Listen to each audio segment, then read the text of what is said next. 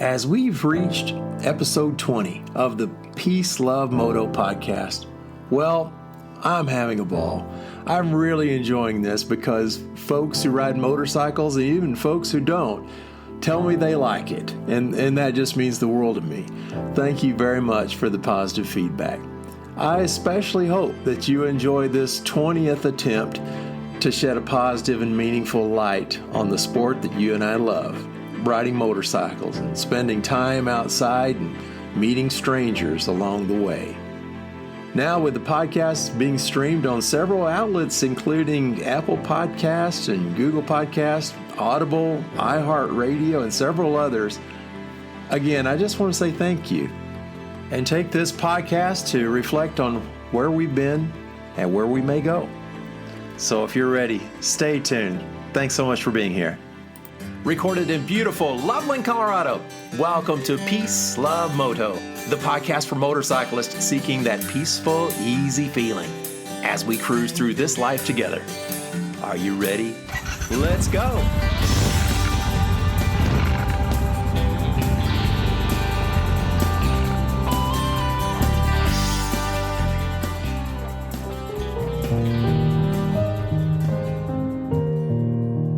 It was one of the most interesting 20-minute conversations I think I've ever had. In episode 1, I called it The Poor Man Said Nice Bike.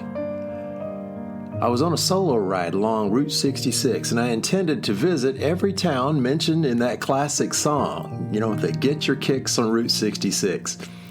I spent the night in Gallup, New Mexico. The next morning, I stopped for breakfast nearby, and that's when I met him, right there on the parking lot. I asked him to join me for breakfast, and it was really unbelievable. His life experience that he shared with me really changed mine. Episode 2 was based on a movie and a book, both seemingly very different, but in reality very much alike. It is a real place, called Forrest Gump Point. It's a very small spot in a very small road in the middle of Monument Valley, a very large place. There is something very special about that little spot in the road, and the reason why Tom Hanks stopped running when he reached that spot in the character of Forrest Gump. And then the book I described by Neil Peart, the drummer for the band Rush, the book called Ghost Rider.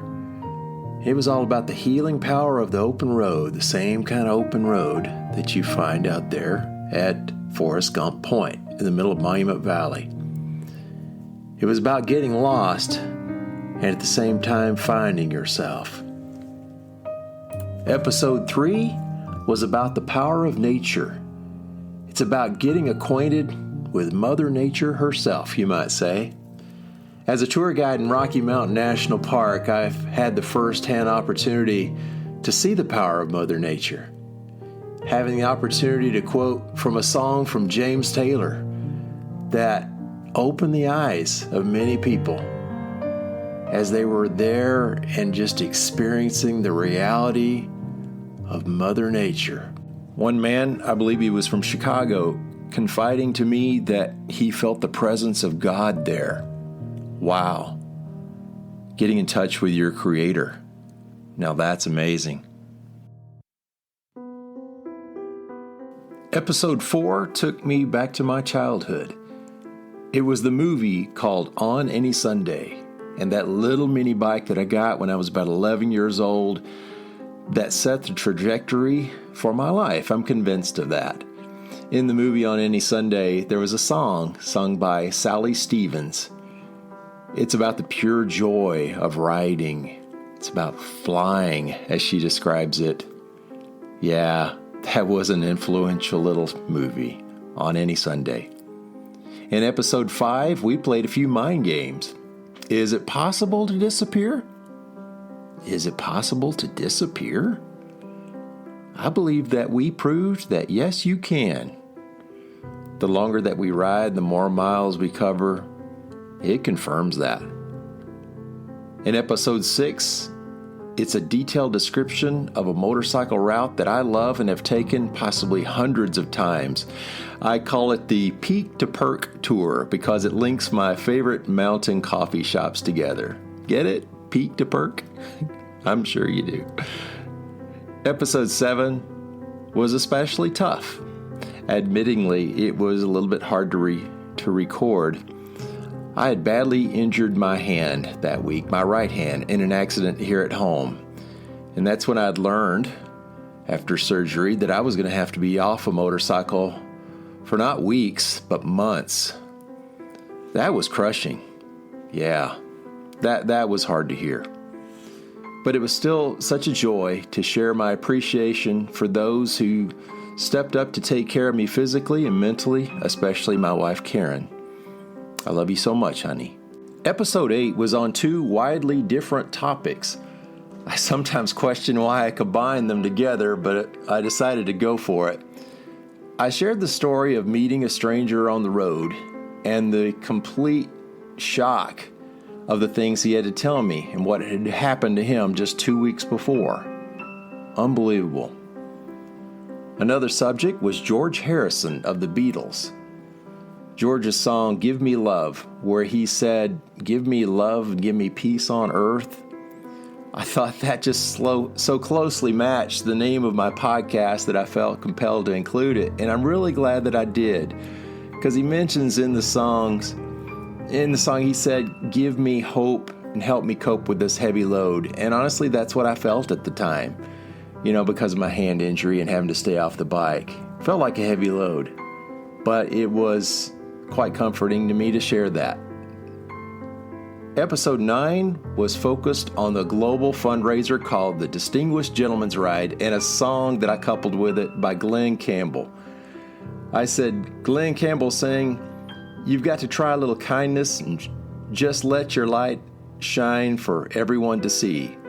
Well, in a later episode, I told you exactly how you can do that. I interviewed Mark Hawa, the founder of the Distinguished Gentleman's Ride. Then fast forward a couple of months, and that's exactly what the whole world did. I had the privilege of hosting the Fort Collins DGR, and around the world, men and women on motorcycles shined a light across the whole world from the seat of a motorcycle. I'm so proud of that. I called episode 10 Motorcycle Risk Management, reflecting on the Long Way series produced by actors Ewan McGregor and Charlie Borman. What we do riding motorcycles is indeed a risk, but the message here was clear. There is risk involved in almost everything that we do in life from day to day. Managing risk is possible, and as for riders, we certainly know the rewards. You got to be careful, but there is so much fun and joy to be had from the seat of a motorcycle. Episode 11 was especially exciting. I interviewed the editor-in-chief of Roadrunner Motorcycle Touring and Travel Magazine. Florian Neuhauser is indeed a gentleman, and he was such a pleasure to talk with. He shared with me and the listeners the joys and the challenges of maintaining the highest level of quality in a motorcycle publication.